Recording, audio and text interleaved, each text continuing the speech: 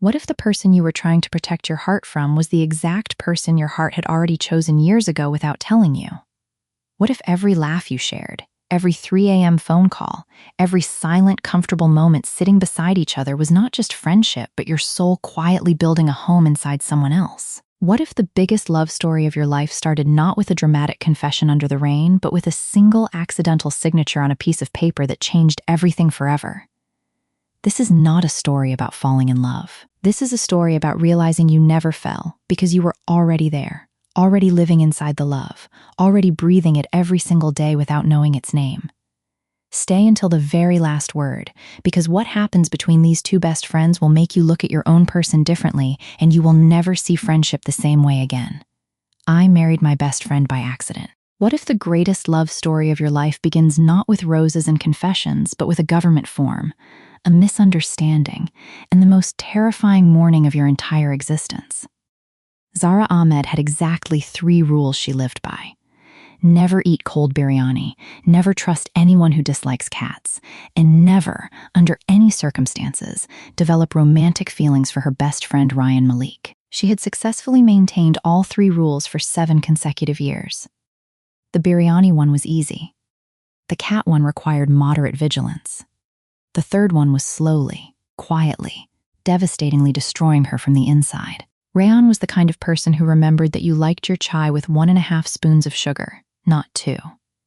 He was the kind of person who showed up at your door at midnight with your favorite chips when you texted him a single emoji without explanation. He was the kind of person whose laugh made entire rooms feel warmer and whose silence made you feel less alone than most people's conversations ever could. He was also, unfortunately for Zara, absolutely breathtaking in the most ordinary, devastating way possible. Not in the way movie stars are beautiful. In the way that when he looked at you, you forgot every other face you had ever seen. Zara was an interior designer with a chaotic studio, 3 deadlines she was perpetually missing, and a heart she kept under extremely tight security. Ryan was an architect who worked 2 floors above her in the same building, which she told everyone was convenient and told herself was a cosmic punishment. They had been best friends since university when he had sat beside her in a structural design class she was failing spectacularly and had whispered the correct answers without being asked, without expecting anything in return, simply because he had noticed she needed help. That was the beginning of everything. That was also, in retrospect, the beginning of her problem. The accident happened on a Tuesday, which Zara would later argue was proof that Tuesdays should be legally abolished. They had been helping their mutual friend Sana with her wedding registration paperwork because Sana was brilliant at architecture, but catastrophically incompetent with bureaucratic documentation. The 3 of them sat in the government registration office surrounded by forms. Sana on a phone call with her actual fiancé who was stuck in traffic.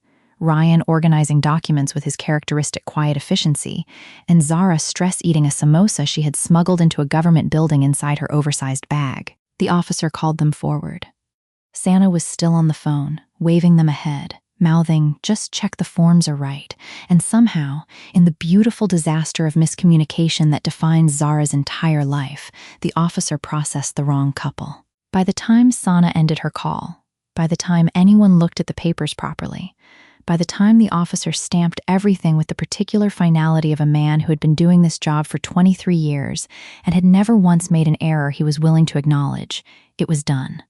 Zara Ahmed and Ryan Malik were, according to the government of Pakistan, legally married. The silence that followed was the loudest thing Zara had ever experienced. She looked at the paper. She looked at Ryan.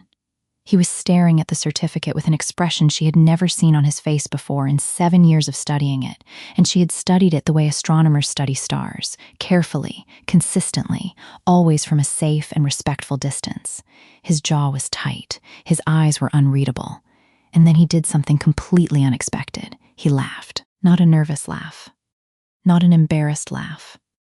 A real one, deep and genuine, the kind that crinkled the corners of his eyes, and Zara felt her carefully constructed emotional security system begin to malfunction in real time.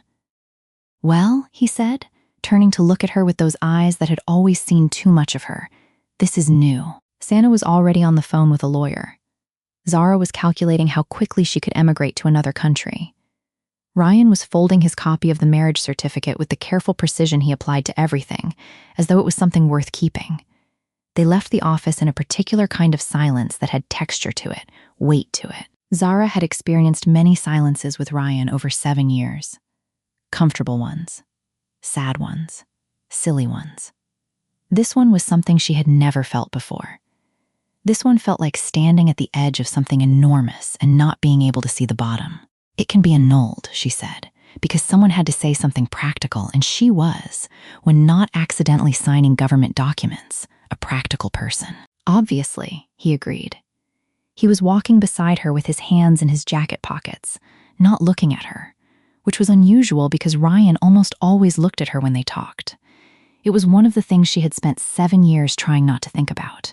The way he always looked directly at her. So we just go back tomorrow, explain the situation, and fix it, she continued, her voice admirably steady considering the internal earthquake happening somewhere behind her sternum. Right, he said. They reached her car. She stood on one side of it. He stood on the other. The evening light was doing something unreasonable to the angles of his face, and Zara made a firm internal decision to never drive west during sunset ever again. Zara, he said.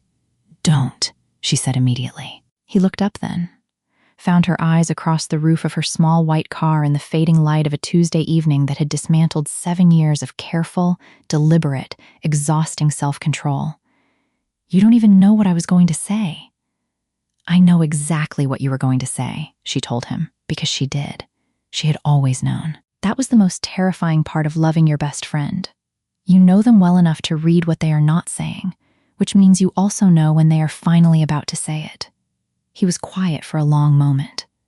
Then, softly, how long? She closed her eyes, opened them, decided that Tuesday had already taken everything from her, so she had nothing left to protect. Since the structural design class, she admitted.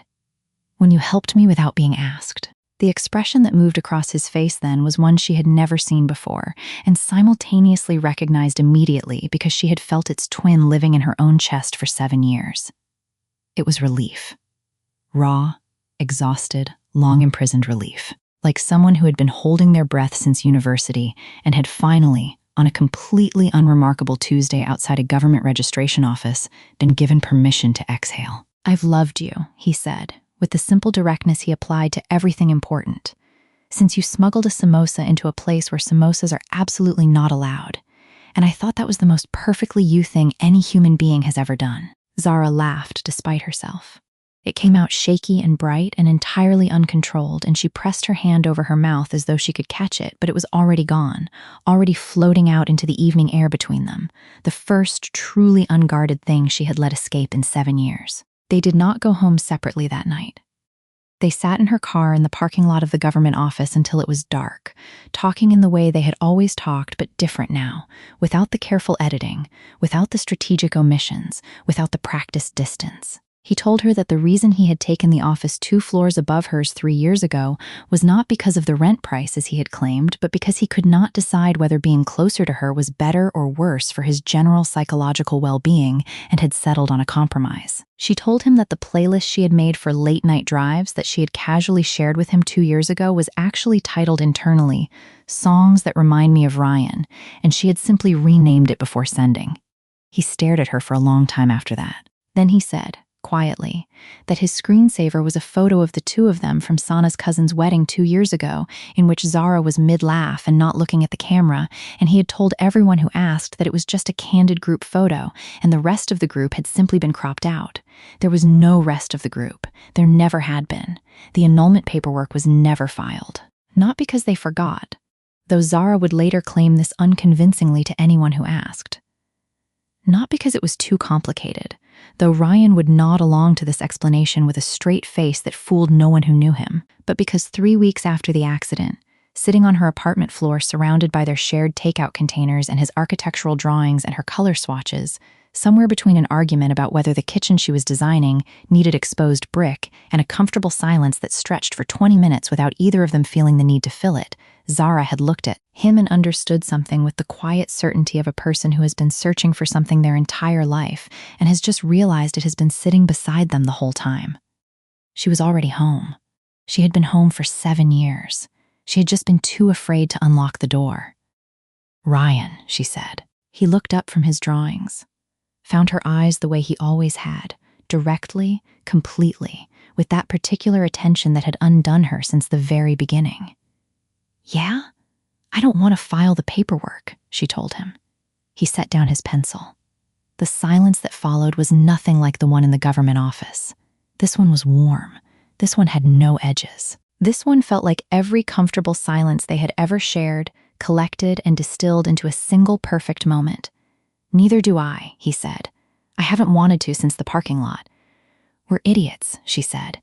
"Spectacularly," he agreed. 7 years, Ryan.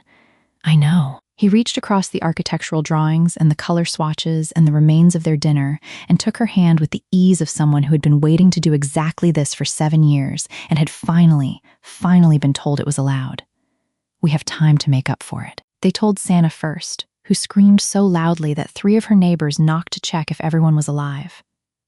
They told their families, who reacted with a collective expression that could only be described as, "We knew before you did and were simply waiting." Zara's mother cried. Ryan's mother cried. Zara's mother and Ryan's mother cried together, which they had apparently been prepared to do for quite some time based on the speed with which they found each other's hands. A proper nikah was held 4 months later, small and warm and full of people who had spent years watching 2 people love each other carefully from a distance and were deeply relieved to finally stop watching. Santa was the maid of honor.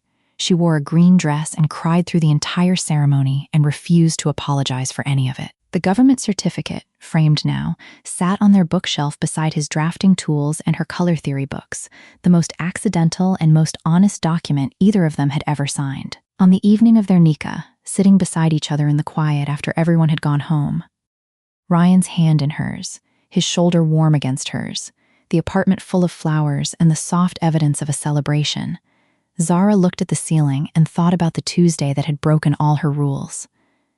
"What if Santa had been paying attention?" she said. Rayon turned to look at her. In the lamplight, he was unbearably familiar and entirely new, and she understood suddenly that this was what love looked like when it had time to grow roots.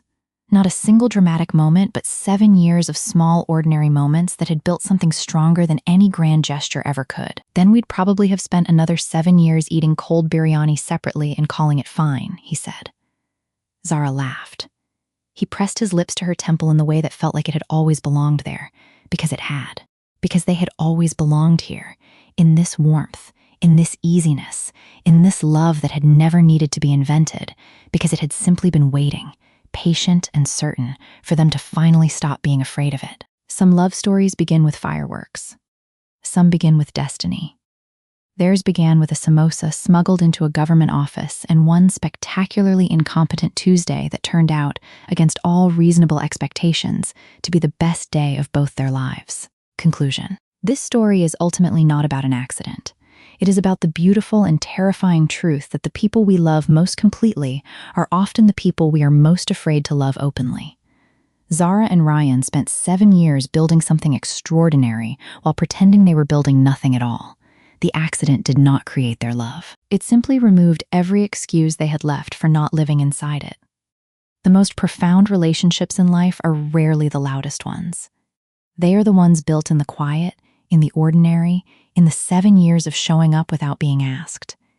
If you have a person like that in your life, the paperwork is just a formality. The marriage already happened the moment they became the person you reach for first.